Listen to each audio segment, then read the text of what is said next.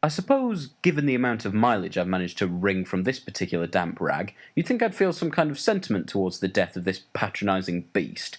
It was always a reliable source of annoyance for me, and now that... What's that?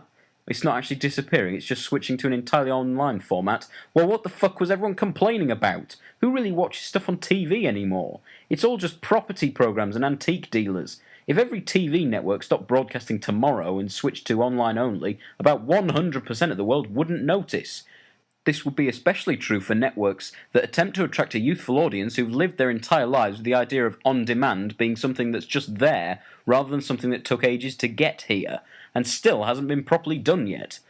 Anyway, BBC Three, the channel that was geared directly at a 16 to 24 audience run by men in their 50s insisting they knew what they were doing. This misguided notion led to a lot of patronising programmes like the baffling Young, Dumb and Living Off Mum, which was essentially the Victorian freak show for the middle classes, in which some young people fend for themselves in a house while their parents watch as their own spawn reveal how little they know about the real world. As well as obviously being a poor representation for people of that age range, it seems that it isn't really aimed at anyone in particular. The usual young audience will most likely be put off by the overtones of disappointment aimed at them, and parents would never watch this because the young people in this are annoying enough to make you feel slightly ashamed to be human. The equally baffling Snog Marry Avoid seems to be aiming at bringing down capitalism, one sale of fake tan at a time.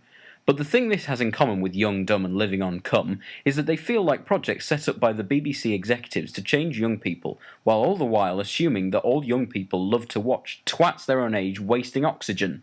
This is a skill move that provides two concrete pieces of evidence that these people never had any idea what they were doing in the first place. There's a marvellous experiment from a few years ago run by the ever-wonderful and, if I may say so, handsome Charlie Brooker for Screenwipe, in which he puts a group of teenagers in a room and shows them various programs, some aimed at their demographic and some not, asking them to reveal when they get bored. Most of the youth programs earn a resounding fuck off from the room, and the programme that lasts the longest is the phenomenal Adam Curtis political documentary The Power of Nightmares.